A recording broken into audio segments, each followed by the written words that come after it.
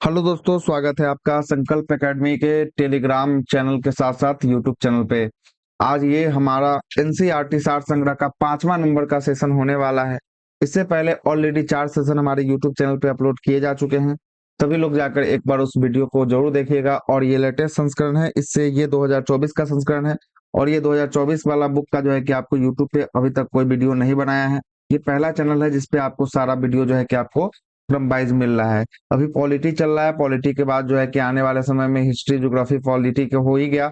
उसके बाद साइंस वगैरह भी करवा देंगे हम। इसके सारे पुस्तक को समाप्त करेंगे एक एक करके, लाइन लाइन बाय लाइन जो है कि आपको करके। अगर वीडियो अच्छा लगे तो इस चैनल को सब्सक्राइब कर दीजिएगा और थोड़ा सा अपने ग्रुप में शेयर जरूर कर दीजिएगा। तो आइए हम शुरुआत करते हैं पार्ट 5 का। ये जो है कि आपको कितना नंबर का पार्ट होने वाला है? पार्ट जो है कि आपको 5वां नंबर का होने वाला है एनसीईआरटी सार संग्रह का।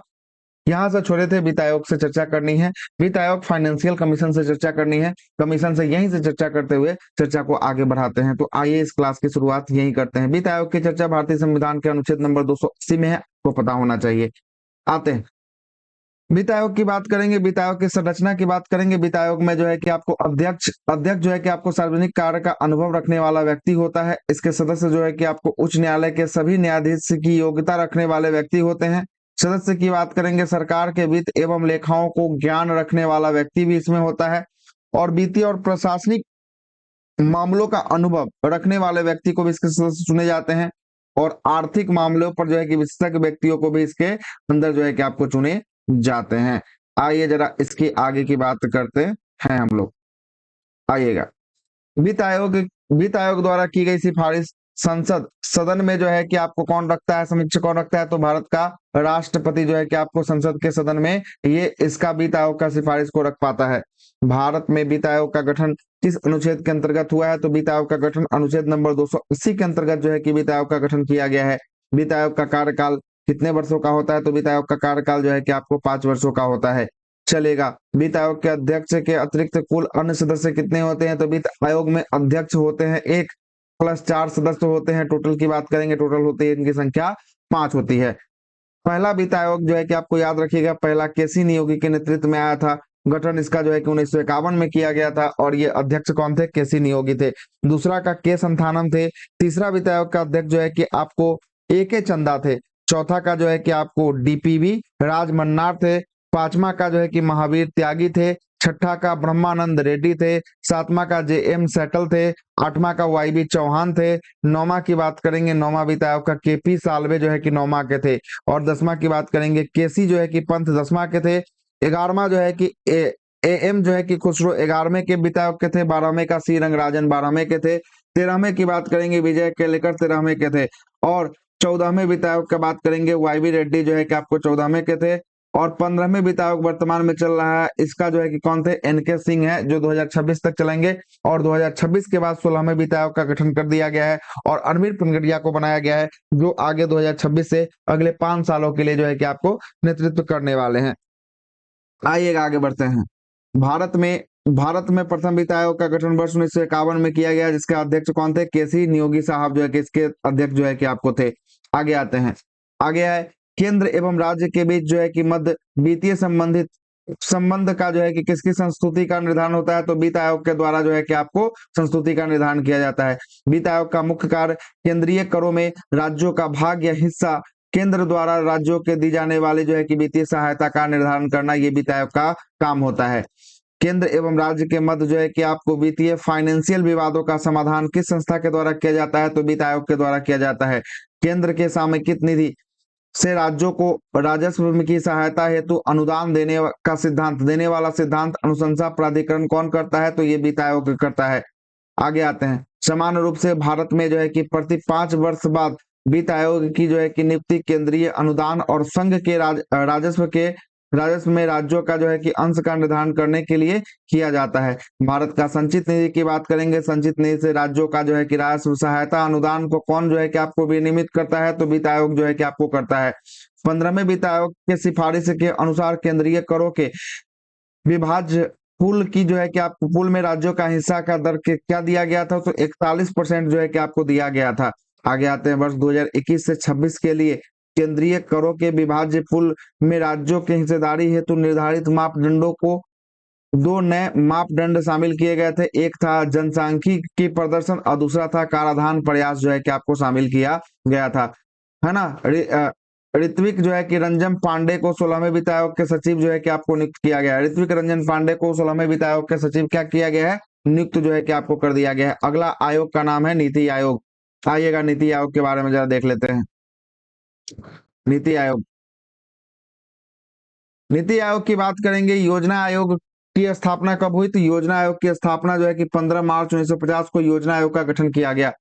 योजना आयोग के प्रथम अध्यक्ष कौन थे, तो योजना आयोग के प्रथम अध्यक्ष पंडित जवाहरलाल नेहरू उस समय के प्रधानमंत्री थे। योजना आयोग की स्थापना संघीय मंत्रिपरिषद द्वारा एक विशेष प्रस्ताव से पारित करके जो है कि आपको किया गया था। और नीति आयोग कौन सा जो है कि निकाय है, तो ये गैर संवैधानिक, नॉन कॉन्स्टिट्यूशन, इसकी संविधान में चर्चा नहीं की गई है। योजना आयोग के स्थान पर नीति आयोग का गठन कब किया गया, तो योजना आयोग के स्थान पर कौन आया, नीति आयोग आएगा। इसका गठन हुआ था 1 जनवरी 2015 को गठन किया गया। नीति आयोग के अध्यक्ष कौन है, तो नीति आयोग के अध्यक्ष प्रधानमंत्री होते हैं। राष्ट्रीय विकास परिषद एनडीसी, नेशनल डेवलपमेंट काउंसिल का स्थापना क्या कब हुआ, 6 अगस्त 1952 को एनडीसी की स्थापना जो है कि आपको किया गया। नीति आयोग की संरचना की बात करेंगे। एक अध्यक्ष होते हैं जो भारत के प्रधानमंत्री होते हैं। गवर्निंग काउंसिलिंग में सभी राज्य के मुख्यमंत्री, संघ राज्य क्षेत्र के उपराज्यपाल, जिन केंद्र शासित प्रदेश में विधानसभा है वहां के मुख्यमंत्री भी शामिल जो है कि आपको होते हैं। आगे चलते हैं। विशेष आमंत्रित सदस्य में विभिन्न क्षेत्रों के विशेषज्ञ जैसे प्रधानमंत्री द्वारा नामित जो है कि आपको किए जाते हैं। उपाध्यक्ष कौन होते हैं, तो उपाध्यक्ष प्रधानमंत्री द्वारा नियुक्त किए जाते हैं, इसके उपाध्यक्ष। और सदस्य की बात करेंगे, पूर्णकालिक सदस्य होते हैं। अंशकालीन सदस्य अग्रणी विश्वविद्यालय और शोध संस्थान और अन्य जो है कि आपको सुसंगत संस्थाओं को अधिकतम 2 पदेन सदस्य जो है कि आपको अंशकालीन सदस्य श्रेणी के आधार पर जो है कि आपको होते हैं। और पदेन सदस्य की बात करेंगे, केंद्रीय मंत्रिपरिषद के अधिकतम 4 सदस्य जो है कि भारत के प्रधानमंत्री द्वारा नामित जो है कि आपको किए जाते हैं। और मुख्य कार्यकारी अधिकारी की बात करेंगे, ये जो है कि भारत सरकार के सचिव स्तर के अधिकारी निश्चित कार्यकाल हेतु प्रधानमंत्री द्वारा नियुक्त किए जाते हैं। और सचिवालय की बात करेंगे, आवश्यकता के अनुसार जो है कि इसकी स्थापना की जाती है।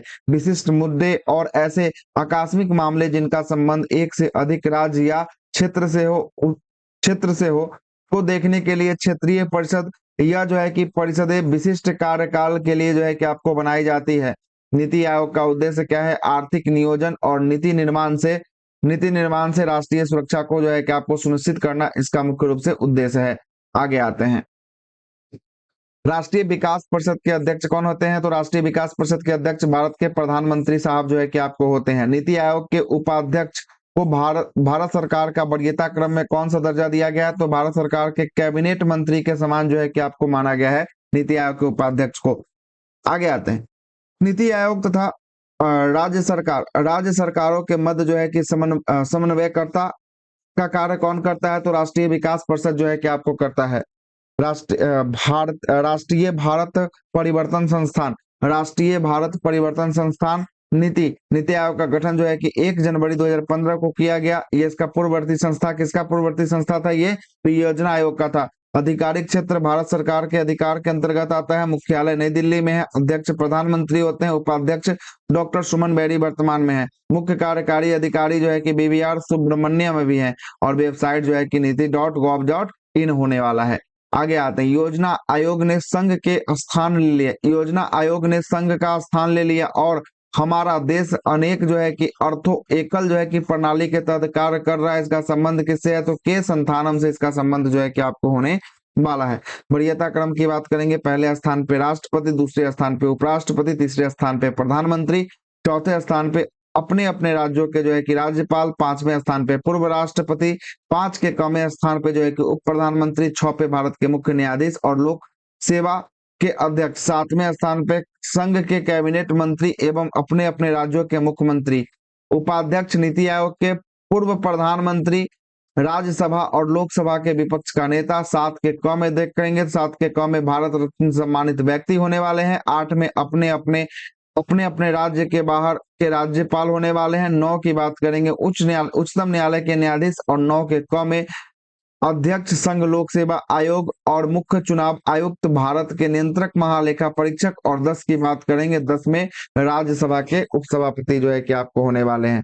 भारत नया भारत एट 75 एक कार्य नीति किसके द्वारा जारी किया गया है? तो ये नीति आयोग के द्वारा कार्य नीति को जारी किया गया है।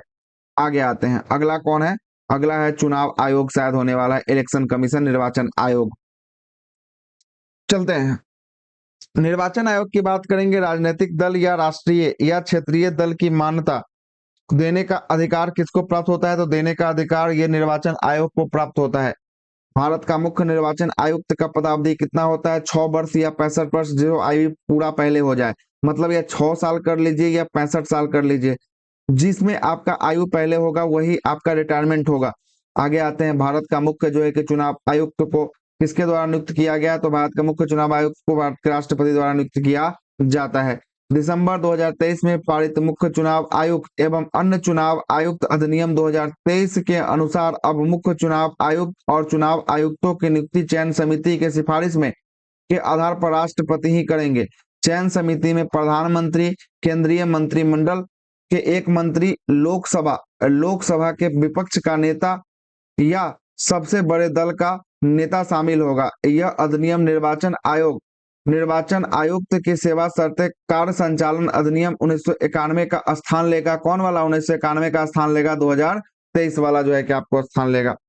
आगे आते हैं, अगला है कि आपको संविधान के किस अनुच्छेद के अंतर्गत निर्वाचन आयोग का प्रावधान किया गया है? तो अनुच्छेद नंबर 324 के अंतर्गत निर्वाचन आयोग का प्रावधान किया गया है। आर्टिकल 324 में क्या लिखा है जरा देखते हैं। चुनाव कार्य अधीक्षण, निर्देशन और नियंत्रण की शक्ति चुनाव आयोग में निहित होगी। अनुच्छेद नंबर 324 है। 325 की बात करेंगे, चुनाव प्रक्रिया में शामिल होने के लिए कोई व्यक्ति धर्म, नस्ल, जाति अथवा लिंग के आधार पर अयोग्य नहीं होगा अथवा इन्हें आधारों पर शामिल होने का दावा नहीं कर सकता है। 326 में बोला गया है, व्यक्ति मताधिकार की चर्चा की गई है। लोकसभा अथवा विधानसभा में चुनाव में व्यक्ति मताधिकार से संपन्न होगा, मतलब 18 प्लस वाले जो है कि व्यक्ति वोट देकर अपना अधिकार को संरक्षित रखेंगे। 327 की बात करेंगे, विधानमंडल में चुनाव से संबंध में उपबंध करने में संसद की जो है कि आपको शक्ति 327 में। और 328 की बात करेंगे, 328 में राज्य विधायिका से संबंधित राज्य के अंदर चुनाव के संबंध में प्रावधान बनाने की शक्ति 328 में। 329 की बात करेंगे, चुनाव संबंधित विषयों में न्यायालयों का हस्तक्षेप पर रोक लगा दिया गया 329 में। और 329 के क की बात करेंगे, प्रधानमंत्री और लोकसभा के अध्यक्ष के चुनाव से संबंध में विशेष प्रावधान को निरस्त कर दिया गया 329 के क में। संसद, राज्य विधानमंडलों के चुनाव का संचालन है ना निर्वाचन आयोग के द्वारा जो है कि आपको किया जाता है। आगे आते हैं, अगला प्रश्न है कि आंतरिक दलीय लोकतंत्र का उपयोग कहाँ होता है? तो दल के आंतरिक चुनाव हेतु जो दल के पदाधिकारियों के चयन हेतु समय समय पर होता है, इसी को आंतरिक दलीय लोकतंत्र का जो है कि उपयोग कहा जाता है। मुख्य चुनाव आयुक्त को किस प्रकार उसके पद से हटाया जा सकता है? तो संसद के दोनों सदनों के द्वारा जो है कि आपको 2/3 बहुमत से प्रमाणित कदाचार के आधार पर इसे हटाया जा सकता है। राष्ट्रपति के चुनाव किसके द्वारा संचालन किया जाता है? तो राष्ट्रपति का चुनाव का संचालन भारत के निर्वाचन आयोग के द्वारा किया जाता है। 61वां संविधान संशोधन अधिनियम 1989 के अंतर्गत मतदाता की न्यूनतम आयु 21 वर्ष से घटाकर कितने साल? 18 वर्ष जो है कि आपको कर दिया गया। संसदों की अयोग्यता संबंधित विवादों का निर्णय कौन लेता है? तो संसदों की अयोग्यता संबंधित विवादों का निर्णय निर्वाचन आयोग के परामर्श से राष्ट्रपति लेते हैं। निर्वाचन आयोग के परामर्श से कौन लेते हैं? राष्ट्रपति लेते हैं। संसद द्वारा किसी व्यक्ति को चुनाव लड़ने के लिए अयोग्य करार किया जाता है। न्यायालय द्वारा आपराधिक घोषित किए गए व्यक्ति पर जो है कि अयोग्य करार कर दिया जाता है। आपराधिक अगर घोषित हो जाएगा तो उसे अयोग्य करार कर दिया जाएगा। आगे आते हैं, भारत में मताधिकार और निर्वाचन होने का अधिकार किस प्रकार का है? तो ये विधिक अधिकार जो है कि आपको होने वाला है। अगला है कि राजनीतिक दलों में सर्वप्रथम संवैधानिक मान्यता किस वर्ष प्रदान किया गया? तो 1985 में जो है कि आपको प्रदान किया गया। अनुपातिक प्रतिनिधित्व का आवश्यकता किस देश में नहीं होती है? तो जहां पर द्विदलीय प्रणाली प्रचलित हो वहां पे इसकी आवश्यकता नहीं होती है। दिनेश गोस्वामी समिति का संबंध किससे है? तो लोकसभा चुनाव में सरकारी जो है कि आपको वित्तीयन से जो है कि आपको संबंधित है। दिनेश गोस्वामी समिति, किसी भी राजनीतिक दल मुख्य विपक्षी दल की मान्यता प्राप्त करने के लिए उसके पास सदन में कम से कम 10% सदस्य होना अनिवार्य है ना। 10% 1/10 होगा, इसी को कोरम या गणपूर्ति कहेंगे। या विपक्ष का नेता के लिए भी 10% जो है कि वोट होना अनिवार्य है, सीटों का जो है कि आपको होना अनिवार्य है। निर्वाचन आयोग को किस वर्ष जो है कि 3 संसदीय आयोग बनाया गया, 3 सदस्यीय आयोग बनाया गया? तो वर्ष 1989 में और 1993 में 3 सदस्यीय आयोग जो है कि आपको बना दिया गया। दल बदल निवारक अधिनियम कब पारित हुआ था? तो 1985 में 15 फरवरी 1985 को दल बदल निवारक अधिनियम को पारित किया गया था। निर्वाचन प्रक्रिया का आरंभ राष्ट्रपति द्वारा जो है कि आपको किया गया अधिसूचना से जो है कि आपको होता है। यह अधिसूचना जन प्रतिनिधित्व अधिनियम एक्ट 1951 के धारा 14 के अंतर्गत जो है कि आपको किया जाता है। अगला कौन सा है? अगला है प्रमुख आयोग। प्रमुख आयोग में देखते हैं राष्ट्रीय मानवाधिकार आयोग। राष्ट्रीय मानवाधिकार आयोग अधिनियम कब आया था? तो वर्ष 1993 में यह अधिनियम को लाया गया और इस आयोग का अध्यक्ष बनाया गया, है ना। राष्ट्रीय मानवाधिकार आयोग में उच्च न्यायालय के सेवानिवृत्त जो रिटायर्ड हो चुके हैं मुख्य न्यायाधीश अथवा सेवानिवृत्त न्यायाधीश जो है कि इसके अध्यक्ष बन सकते हैं। भारत में सर्वप्रथम लोक सेवा आयोग की स्थापना किस अधिनियम के द्वारा किया गया था? Government of India act 1919। लोक सेवा आयोग की स्थापना 1919 के एक्ट के तहत जो है कि आपको किया गया। 1919 के एक्ट को क्या कहते हैं? एक बार कमेंट में जरूर छाप देंगे। वर्ष 1926 में ली आयोग की अनुशंसा पर सर्वप्रथम जो है कि लोक सेवा आयोग की स्थापना किया गया। 1926 में एक आया कमीशन, जिस कमीशन का नाम था ली आयोग, और ली आयोग के कमीशन पर लोक सेवा आयोग की स्थापना जो है कि आपको किया गया। राज्य लोक सेवा आयोग के सदस्यों की नियुक्ति किसके द्वारा किया जाता है? तो राज्यपाल के द्वारा किया जाता है। अगला है कि भारतीय प्रशासनिक सेवा आईएएस तथा भारतीय पुलिस सेवा आईपीएस को समाप्त करने की सिफारिश किस आयोग ने किया था? तो ये राजमन्नार आयोग ने जो है कि यह सिफारिश को जो है कि आपको किया था। संघ लोक सेवा आयोग की पहली महिला अध्यक्ष कौन बनी थी? रोज विलियम बैथू जो है कि आपको बनी थी। आगे आते हैं राष्ट्रीय मानवाधिकार आयोग की संरचना। इसके अध्यक्ष उच्चतम न्यायालय के सेवानिवृत्त मुख्य न्यायाधीश अथवा उच्चतम न्यायालय के सेवानिवृत्त न्यायाधीश होते हैं। इसके सदस्य की बात करेंगे, उच्चतम न्यायालय के कार्यरत या सेवानिवृत्त न्यायाधीश हो सकते हैं। दूसरा सदस्य उच्च न्यायालय के कार्यरत या सेवानिवृत्त न्यायाधीश हो सकता है। तीसरा बोलता है कि मानवाधिकार से संबंधित जो है कि आपको क्रियानुभव अथवा विशेष जानकारी वाले 2 व्यक्ति हो सकते हैं। और पदेन सदस्य की बात करेंगे, राष्ट्रीय अल्पसंख्यक आयोग के अध्यक्ष होंगे, राष्ट्रीय अनुसूचित जाति आयोग के अध्यक्ष होंगे, राष्ट्रीय अनुसूचित जनजाति आयोग के अध्यक्ष होंगे, राष्ट्रीय महिला आयोग के जो है कि आपको अध्यक्ष होंगे, पदेन अध्यक्ष। राष्ट्रीय पिछड़ा वर्ग जाति आयोग के अध्यक्ष होंगे, विकलांग व्यक्तियों के मुख्य जो है कि आपको आयुक्त होंगे। आगे राष्ट्रीय बाल अधिकार सुरक्षा आयोग के आयुक्त जो है कि आपके इसके पदेन सदस्य होने वाले हैं। लोकपाल संस्था अध्यक्ष के अतिरिक्त 8 अन्य सदस्य की नियुक्ति होती है और इसका कार्यकाल कितने वर्ष के लिए? 5 वर्षों के लिए इसका कार्यकाल को जो है कि आपको होता है। आगे आते हैं भारत में प्रथम लोकपाल की नियुक्ति। भारत में प्रथम लोकपाल की नियुक्ति की बात करेंगे 23 मार्च 2019 को राष्ट्रपति द्वारा सर्वोच्च न्यायालय के सेवानिवृत्त न्यायाधीश पिनाकी चंद्र घोष और भारत का प्रथम जो है कि लोकपाल नियुक्त किया गया। और इसका चयन प्रधानमंत्री नरेंद्र मोदी के अध्यक्षता में जो है कि आपको होने वाली एक चयन समिति के द्वारा जो है कि आपको किया गया। सर्वोच्च न्यायालय के मुख्य न्यायाधीश रंजन गोगोई, लोकसभा अध्यक्ष सुमित्रा महाजन तथा एक प्रख्यात न्यायविद मुकुल रोहतागी सम्मिलित जो है कि आपको थे। अन्य पिछड़ा वर्ग ओबीसी को उप श्रेणीकरण हेतु रोहिणी आयोग का गठन जो है कि वर्ष 2017 में किया गया और संविधान अनुच्छेद नंबर 340 के अंतर्गत जो है कि आपको किया गया। प्रारंभ में आयोग की रिपोर्ट प्रस्तुत करने के लिए 12 सप्ताह का समय दिया गया, किंतु 13 बार कार्यकाल वृद्धि कर पश्चात 31 जुलाई 2023 इस राष्ट्रपति को यह रिपोर्ट जो है कि आपको सौंप दिया। मानवाधिकार आयोग किस प्रकार की संस्था है? तो गैर संवैधानिक संस्था होने वाला है मानवाधिकार आयोग। आगे चलते हैं राजनीतिक आपराधिक आपराधिक को मोल जोल संबंधित जांच करने वाली संस्था कौन सी है? तो बोहरा समिति जांच करती है। भारत में लोकपाल और लोकायुक्त की स्थापना का सुझाव किसने दिया था? तो प्रशासनिक से सुधार आयोग के द्वारा जो है कि आपको दिया गया था। संसद में सर्वप्रथम लोकपाल विधेयक किस वर्ष प्रस्तुत किया गया? तो वर्ष 1968 में लोकपाल बिल को प्रस्तुत किया गया। संचित निधि से समेकित निधि में संचित निधि को समेकित निधि के नाम से भी जाना जाता है। अगला है कि संविधान के किस अनुच्छेद के अंतर्गत लोक सेवा आयोग का सदस्य को हटाया जा सकता है? तो लोक सेवा आयोग के सदस्य को हटाने की चर्चा भारतीय आर्टिकल संविधान का कौन सा है? 317 है। किस राज्य में लोकायुक्त अपना प्रतिवेदन प्रस्तुत कर सकता है? किसी राज्य के लोकायुक्त अपना प्रतिवेदन किसको प्रस्तुत कर सकता है? तो राज्यपाल को दे सकता है। राज्य मानवाधिकार आयोग के अध्यक्ष कौन होता है? तो उच्च न्यायालय के सेवानिवृत्त या मुख्य न्यायाधीश जो है कि आपको होते हैं। उत्तर प्रदेश लोक सेवा आयोग यूपी पीसीएस का व्यय किस निधि से जो है कि वारित होता है? तो राज्य के संचित निधि से वारित होता है। लोक सेवा आयोग के एक सदस्य और अतिरिक्त 10 जो है कि अन्य सदस्य जो है कि आपको होते हैं। एक अध्यक्ष होते हैं और 10 अन्य सदस्य जो है कि आपको होते हैं। अगला कौन सा टॉपिक है देखिएगा जरा। अगला है राजभाषा। राजभाषा की चर्चा कर लेते हैं, जरा देखिएगा राजभाषा पे आते हैं।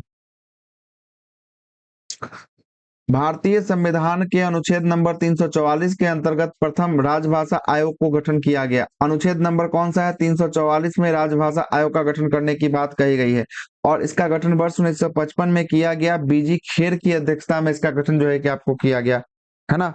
8वीं अनुसूची वर्ष 2003 में 4 भाषाएं किस संविधान संशोधन के द्वारा जोड़ी गई, जिसकी संख्या बढ़कर 22 हो गई। 92 नंबर का संविधान संशोधन था जिसमें बोडो मास जोड़ा गया। बोडो, डोंगरी, मैथिली और संथाली को जोड़ा गया और 18 पहले से था, 4 जुड़ा तो जो है कि आपको 22 भाषा हो गया। 8वीं अनुसूची में सम्मिलित भाषाएं 22 है। 22 की संख्या देख लेते हैं जरा।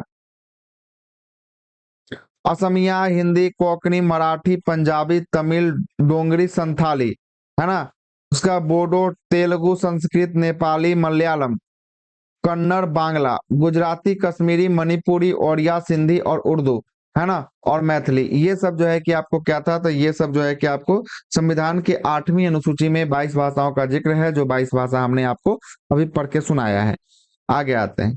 संविधान के किस अनुच्छेद में प्रत्येक राज्य में भाषाई अल्पसंख्यक वर्गों के बच्चों की उनकी मातृभाषा में प्राथमिक शिक्षा स्तर पर उपलब्ध कराने की व्यवस्था की गई है? तो 350 के क आर्टिकल में ऐसा लिखा गया है।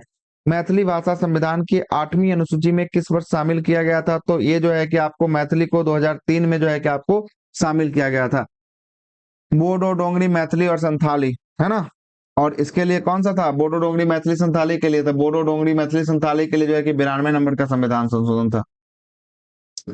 71वां संविधान संशोधन अधिनियम 1992 में संविधान की 8वीं अनुसूची में नेपाली, कोंकणी और मणिपुरी भाषा को जो है कि आपको जोड़ा गया। उत्तराखंड में द्विसदनीय राजभाषा कौन सा है? संस्कृत है।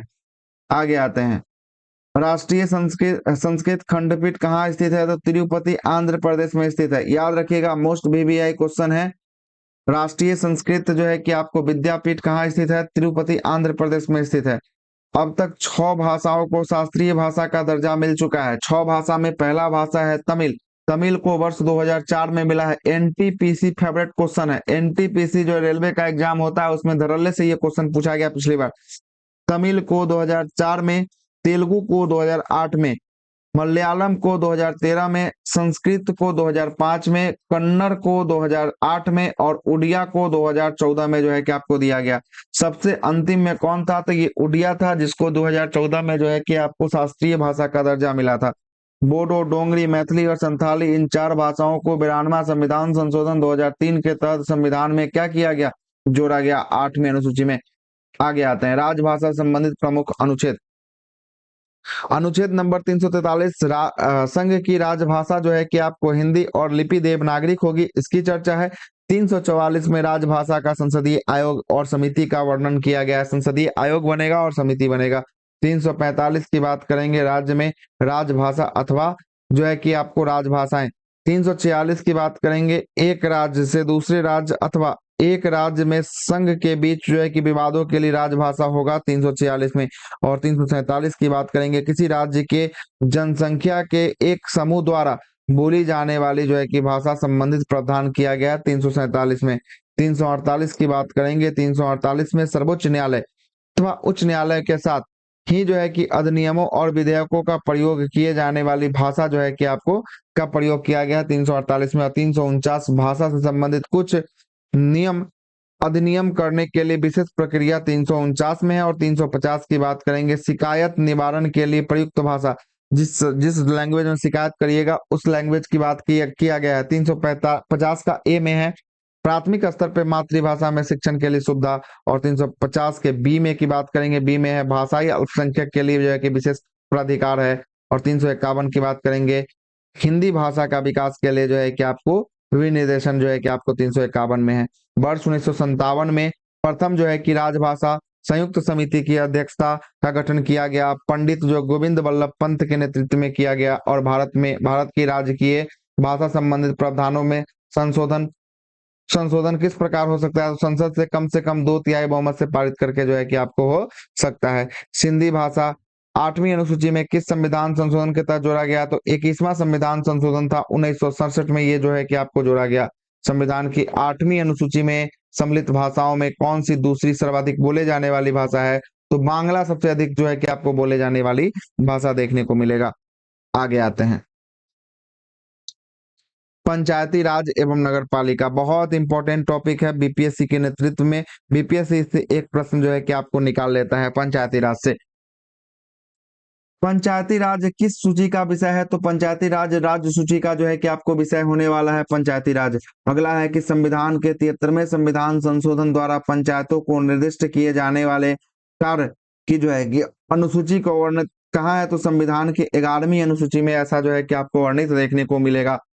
आगे चलते हैं, पंचायत चुनाव कराने हेतु निर्णय कौन लेता है, तो राज्य सरकार का ये निर्णय जो है कि आपको होता है। भारतीय संविधान के 11वीं अनुसूची में पंचायत के लिए कितने जो है कि कुल विषयों को निर्धारित किया गया है, तो कुल विषयों की संख्या 29 विषयों को जो है कि आपको निर्धारित किया गया है। आगे आते हैं, 73वां संविधान संशोधन अधिनियम द्वारा पंचायती राज संस्थाओं को संवैधानिक स्तर प्राप्त जो है कि आपको हुआ है। पंचायत चुनाव कितने जो है कि अंतराल पर होता है, तो प्रत्येक 5 वर्षों के अंतराल पर जो है कि आपको पंचायत चुनाव कराया जाता है। किस अनुच्छेद के अंतर्गत पंचायतों को संवैधानिक दर्जा प्रदान किया गया है, अनुच्छेद 243 के अंतर्गत जो है कि संविधान में किस पंचायती राज को संवैधानिक दर्जा मिला है। राष्ट्रीय पंचायती राज दिवस कब मनाया जाता है, 24 अप्रैल को पंचायती राज दिवस मनाया जाता है। भारत में सर्वप्रथम पंचायती राज प्रणाली का शुभारंभ कब हुआ था, तो 2 अक्टूबर 1959 को नागौर जिला राजस्थान से जो है कि आपको हुआ था। त्रिस्तरीय पंचायती राज प्रणाली स्थापित करने की अनुशंसा सर्वप्रथम किस समिति ने दिया था, त्रिस्तरीय के लिए बलवंत राय मेहता समिति था। अशोक मेहता समिति ने पंचायती राज के लिए जो है कि कितने जो है कि आपको प्रतिमान मॉडल प्रस्तुत किए थे, तो ये द्विस्तरीय थे। अशोक मेहता द्विस्तरीय है ना, बलवंत राय मेहता 3 स्तरीय। पंचायत और नगर पालिका संबंधित भारतीय संविधान में किस वर्ष जो है कि आपको प्रावधान किया गया, तो वर्ष 1993 में ऐसा प्रावधान जो है कि आपको किया गया था। पंचायती राज किस संस्था द्वारा जो है कि आपको स्वशासन की इकाई के रूप में जो है कि संगठित किया गया, तो भारतीय संविधान के 73वें नंबर संविधान संशोधन से ऐसा जो है कि आपको किया गया था। आगे आते हैं, पंचायती राज संबंधित कुछ समिति हैं, जरा उस समिति को देखते हैं। पहला समिति है बलवंत राय मेहता समिति जो वर्ष 1957 में आया था। दूसरा है अशोक मेहता समिति जो वर्ष 1970 में आया था। तीसरा है जीवी के राव समिति जो वर्ष 1985 में आया था। चौथा है एल एन सिंघवी समिति जो 1986 में आया था। संथानम समिति 1962 में आया था। और सादिक जो है कि अली समिति की बात करेंगे 1964 में जो है कि आपको ये समिति आया था। आगे चलते हैं, पंचायती राज को संवैधानिक स्थिति प्रदान करने की संस्तुति किस समिति ने दिया था, तो एल एन सिंघवी समिति के द्वारा जो है कि आपको दिया गया था। और एल एन सिंघवी समिति कौन आया था, तो 1986 में जो है कि आपको एल एन सिंघवी समिति आया था। कब, 1986 में। किन किन राज्य में पंचायत समिति तथा जिला परिषद को भी जो है कि करारोपण की शक्ति दी गई है, तो गुजरात में, महाराष्ट्र में और राजस्थान में ऐसा जो है कि आपको 3 जगह जो है कि आपको दिया गया है, करारोपण की शक्ति दिया गया। ब्लॉक स्तर पर पंचायत समिति का स्वरूप क्या है, तो प्रशासनिक जो है कि प्राधिकरण जो है कि आपको होता है, इसका स्वरूप होता है। पंचायती राज का प्रधान लक्ष्य ग्रामवासियों की शक्तियों का विकेंद्रीकरण तथा लोगों के विकास और मूल प्रशासक में जो है कि भागीदारी का योग बनाना, यह लोकतांत्रिक विकेंद्रीकरण को प्रोत्साहित जो है कि आपको करता है। यदि पंचायत भंग होता है तो इसके कितने अवधि के भीतर निर्वाचन करवाना होगा? 6 महीने के भीतर ऐसा करना होगा। पंचायत में किन किन वर्गों के लिए आरक्षण का प्रावधान किया गया है? महिलाओं के लिए, अनुसूचित जाति के लिए, अनुसूचित जनजाति के लिए जो है कि आपको किया गया है। अन्य पिछड़े वर्ग को आरक्षण देने का प्रावधान करने के लिए जो है कि आपको किसे शक्ति प्रदान किया गया है? तो राज्य विधानमंडल को ऐसा शक्ति जो है कि आपको दिया गया है। अगला है कि तीन स्तरीय पंचायतों का गठन किन किन राज्यों में किया गया है? किन किन राज्य में किया जाता है? तो 20 लाख से अधिक जनसंख्या वाले राज्य में ऐसा किया जाता है। अब आते हैं थोड़ा सा 11वीं अनुसूची में आते हैं।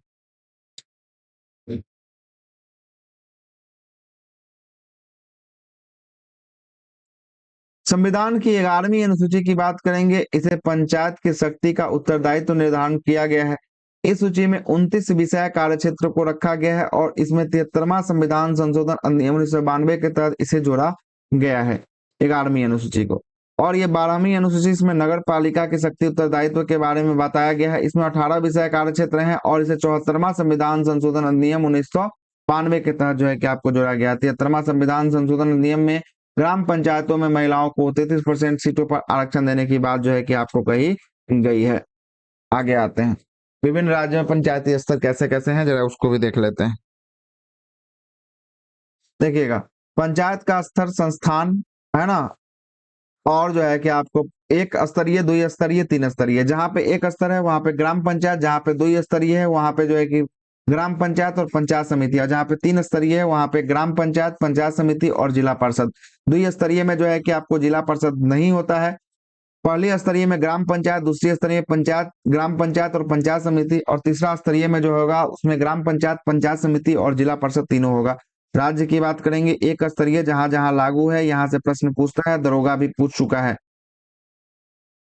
दरोगा भी पूछ चुका है। केरल में, जम्मू कश्मीर में, त्रिपुरा में, मणिपुर में और सिक्किम में यहाँ पे एक स्तरीय है। द्वि स्तरीय की बात करेंगे असम में, ओडिशा में, कर्नाटक में और जो है कि हरियाणा में।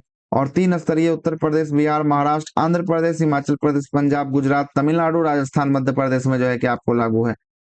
गुजरात में त्रिस्तरीय पंचायती संस्थाएं में ग्राम पंचायत, तालुका समिति और जिला परिषद है। जबकि मेघालय में पंचायती राज का गठन नहीं किया गया है। मेघालय में पंचायती राज का गठन नहीं किया गया। मोस्ट वीवीआईपी क्वेश्चन हो गया ये, है ना। और इन राज्यों में एक स्तरीय जनजातीय परिषद जो है कि कार्यरत है। मेघालय में कोई पंचायती राज नहीं है। उत्तर प्रदेश में पंचायती राज संस्था में महिलाओं के लिए आरक्षित सीटों का कुल जो है कि सीट की कुल स्थानों पर 1/3 है, मतलब 33% का आरक्षण जो है कि उत्तर प्रदेश में है। आगे चलते हैं, अगला 73वां संविधान संशोधन अधिनियम का उद्देश्य क्या है? तो देश में सशक्त और जीवित जो है कि आपको पंचायती राज संस्थाओं की स्थापना करना इसका मुख्य उद्देश्य होने वाला है। अगला क्वेश्चन क्या बोलता है कि भारत में किस जो है कि राज्य में पंचायती राज संबंधित मामलों का सुनवाई करने के लिए पृथक जो है कि अपीलीय न्यायाधिकरण का गठन किया गया है? तो ये केरल में ऐसा किया गया है। अनुसूचित जनजाति मतलब एसटी का जो है कि आपको परिपूर्ण किस राज्य में जो है कि अनुसूचित जनजाति एससी के आधार पर कोई आरक्षण नहीं दिया गया? तो ये अरुणाचल प्रदेश में। कहाँ पे? अरुणाचल प्रदेश में। आगे चलते हैं, किसी राज्य के राज्यपाल को उस विशेष राज्य में पंचायत द्वारा विनियोजित हो सकने वाले कर और शुल्क, टैक्स और फी की निर्धारण का सिद्धांत के विषय में संस्तुति राज्य वित्त आयोग जो है कि आपको करता है। नगर पालिका किस संविधान संशोधन का प्रावधान है? तो 74वां संविधान संशोधन अधिनियम के तहत आया था। 73वां संविधान संशोधन अधिनियम किस किस व्यवस्था को प्रोत्साहित करता है? तो स्वशासन की व्यवस्था को करता है। राज्य वित्त आयोग का गठन संविधान के किस अनुच्छेद के तहत? तो राज्य वित्त आयोग का गठन संविधान के अनुच्छेद नंबर 243 के आई के अंतर्गत जो है कि आपको किया जाता है। अगला है कि पंचायत समिति के सदस्य किस जो है कि आपको चुनाव पद्धति से चुने जाते हैं? तो जनता के द्वारा जो है कि आपको प्रत्यक्ष रूप से चुना जाता है। नगर पालिका को 12वीं अनुसूची में 18 कुल विषयों को जो है कि निधि बनाने की शक्ति जो है कि आपको प्रदान की गई है। आगे देखते हैं, किसी भी जो है कि आपको बीपीएल परिवार व्यक्ति के सदस्यों को महात्मा गांधी राष्ट्रीय ग्रामीण रोजगार गारंटी अधिनियम मनरेगा के अंतर्गत लाभ को पात्र जो है कि आपको हो सकता है। आगे आते हैं, महात्मा गांधी रोजगार गारंटी योजना में योजना बनाने, संपादन करने और क्रियान्वयन करने का उत्तरदायित्व जो है कि ग्राम पंचायत का है। अगला है कि भारत के किस राज्य में पंचायत में अल्पसंख्यकों के लिए आरक्षण है? तो आंध्र प्रदेश में अल्पसंख्यकों के लिए क्या रखा गया है? आरक्षण रखा गया है। आगे आते हैं, पंचायती राज संस्थाओं के अधिकार तथा प्रक्रिया हस्तांतरण के लिए गठित टास्क फोर्स कार्यबल कब गठित किया गया था? किसकी अध्यक्षता में? ललित माथुर की अध्यक्षता में 2001 में गठित किया गया था। दूसरा है कि निम्न स्तर पर नियोजित होने वाले गठित विशेषज्ञ समूह जो है कि आपको किसके अध्यक्षता में? तो पी रामचंद्रन की अध्यक्षता में 2005 में। तीसरा है कि जिला स्तर पर नियोजित नियमावली तैयार करने के लिए कार्यबल जो है कि आपको श्रीमती राजवत सिंधु की अध्यक्षता में 2008 में इसका गठन किया गया। और तीसरा है DRDA जिला ग्रामीण एजेंसी के पुनर्गठन करने के लिए समिति के लिए अध्यक्षता किसकी अध्यक्षता में? वी रामचंद्र की अध्यक्षता में 2010 में जो है कि आपको गठन किया गया। और आम वस्तु एवं सेवाओं की कुशल जो है कि आपूर्ति के लिए पंचायतों का अवलोकन के विशेषज्ञ समिति जो है कि आपको मणिशंकर अय्यर की अध्यक्षता में वर्ष 2012 में जो है कि इसका गठन किया गया था। अगला जो टॉपिक होगा वो होगा संविधान संशोधन की प्रक्रिया होगी। संविधान संशोधन होगा ये अब जो है कि इससे आगे वाला जब हम लोग सीरीज करेंगे उसमें जो है कि आपको संविधान संशोधन हम लोग करने वाले हैं। अभी 2 सीरीज जो है कि आपको और आएगा, उसके बाद जो है कि आपका पॉलिटी पूरा तरीका से जो है क्या होगा, समाप्त जो है कि आपको हो जाएगा, है ना। संविधान संशोधन से हम लोग अगले सीरीज में जो है कि आपको देखने वाले हैं संविधान संशोधन, कॉन्स्टिट्यूशन अमेंडमेंट से जो है कि आपको देखने वाले हैं। चलिए इसी के साथ इस वीडियो को यहीं पे समाप्त करते हैं। तब तक के लिए सभी को जय हिंद। वीडियो अगर अच्छा लगा तो लाइक से सब्सक्राइब जरूर करें। जय हिंद सभी को।